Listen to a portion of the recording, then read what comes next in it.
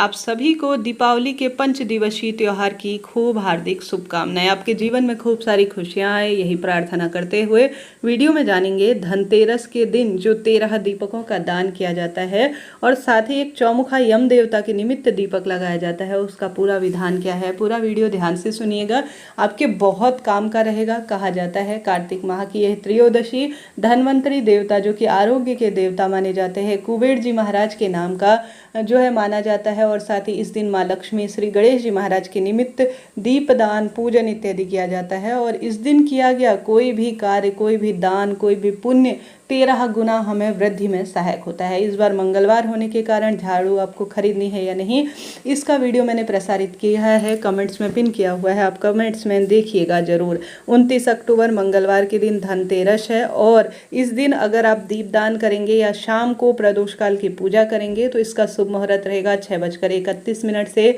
8:31 के आसपास। यह पूजा का 1 घंटा 42 मिनट का समय सबसे श्रेष्ठ समय है, क्योंकि गोधूली बेला प्रदोष काल का समय दीपदान करने के लिए और महालक्ष्मी की पूजा करने के लिए, श्री नारायण की पूजा, धनवंतरी देवता की पूजा के लिए सबसे अधिक श्रेष्ठ माना जाता है।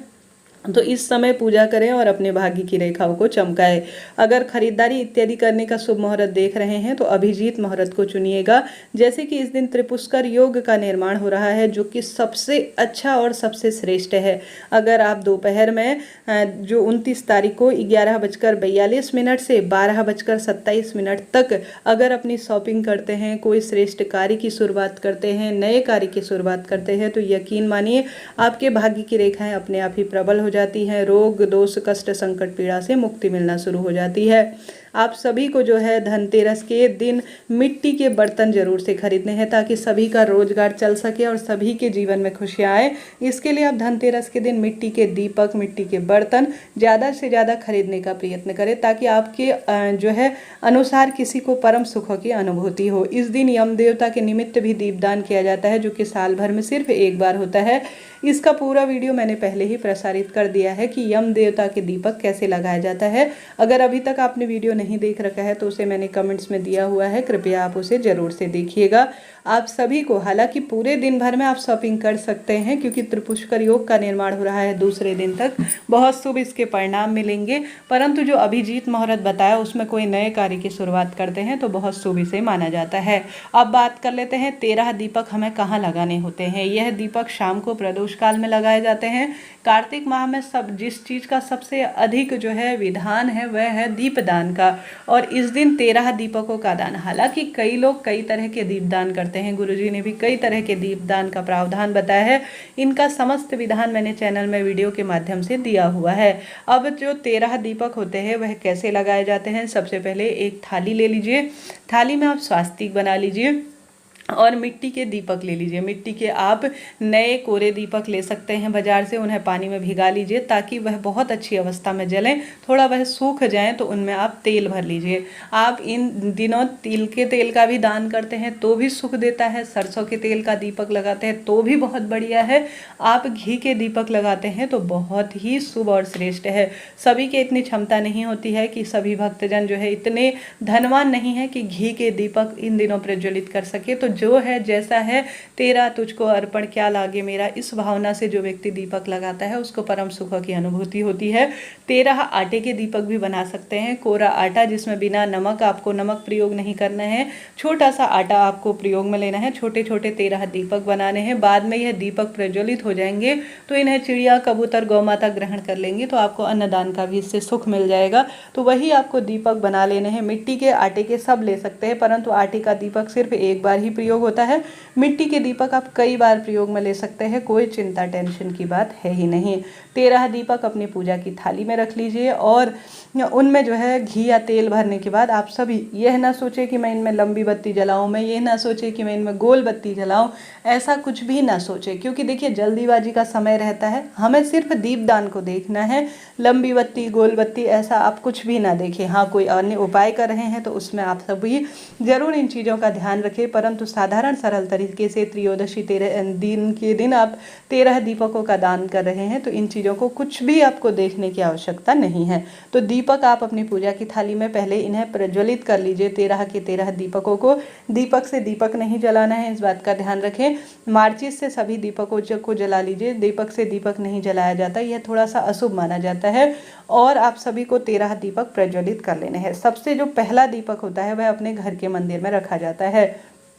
यह दीपक आप सबसे पहले जो अपने घर के मंदिर में सभी इष्ट पितृ देवी देवताओं का आपने पूजन किया है, कुल देवी का नाम का पूजन किया है, या जो भी आपके प्रावधान है, या साधारण आप पूजा नहीं भी करते हैं तो भी सभी देवी देवताओं के नाम का आप दीपक लगाते ही होंगे, पूजा करते ही होंगे अपने घर पर। तो सबसे पहले जो दीपक लगाना है वह आपको प्रभु का नाम मंत्र स्मरण करते हुए, आप कोई भी दीपक से संबंधित मंत्र आप स्मरण कर सकते हैं, या साधारण सरल तरीके से आपका मन और तन और जो आपका पूरा ध्यान भगवान के नाम पर होना चाहिए। तो आपको ज़्यादा से ज़्यादा ओम महालक्ष्मी नमो नमः कह सकते हैं, या दीपम ज्योति नमोस्तुते वाला मंत्र बोल सकते हैं, या श्री शिवाय नमस्तुभ्यम, या ओम नमो भगवते वासुदेवाय, या कोई भी मंत्र जो आपको आता हो आप दीपदान करते हुए बोलिएगा। परंतु भगवत नाम आपको स्मरण ज़्यादा से ज़्यादा करना है। सबसे पहला दीपक अपने घर के मंदिर में ही आपको लगाना है। दीपक का मुख भूलकर भी दक्षिण दिशा ना हो, इस बात का ध्यान रखें। आपको हमेशा पूर्व या उत्तर दिशा की ओर ही दीपक का मुख करना है। दीपक के नीचे थोड़ा चावल का आसन या फूल का आसन दे देते हैं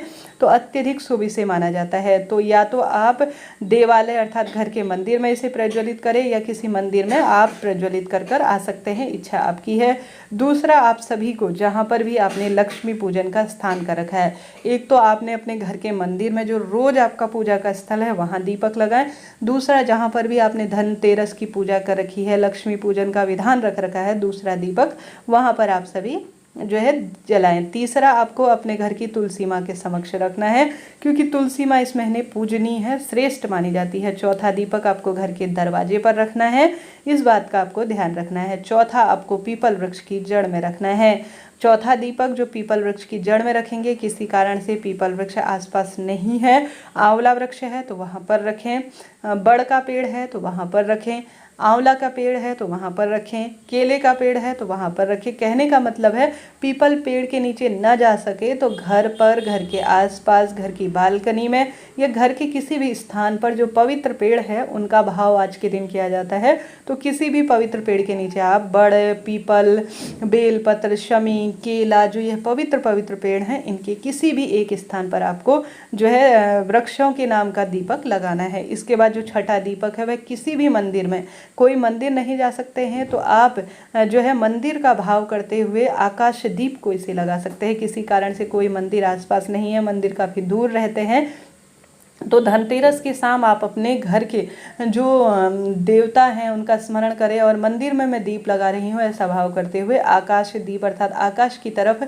इसका मुख करते हुए कि हे प्रभु, मैं आज आकाश में रहने वाले सभी देवी देवता, मेरे पितृ इष्ट देवी देवताओं को एक दीपक समर्पित कर रही हूँ, ऐसी प्रार्थना करते हुए एक दीपक आप लगा दीजिए। यह हो गए छठा दीपक।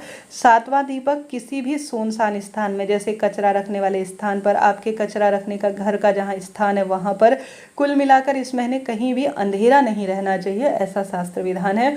और सबसे ज़्यादा जो फल मिलता है वह ऐसे ही दुर्गम स्थानों पर मिलता है, जैसे पहाड़ियों में, सुनसान चौराहे पर, सुनसान किसी भी स्थान पर दीपदान का प्रावधान है। तो कचरा रखने का आपके घर पर जहाँ स्थान है वहाँ लगा सकते हैं, या कहीं पर कचरा फेंकने का स्थान है तो दरिद्रता देवी के नाम का, अर्थात दरिद्रता देवी मेरे घर से दूर हो जाए और मेरे घर में लक्ष्मी का प्रवेश हो और अलक्ष्मी दूर हो, ऐसी प्रार्थना करते हुए कचरा रखने के स्थान पर भी आप दीपदान करें। इसके बाद अब बारी आती है 8वें दीपदान को करने की।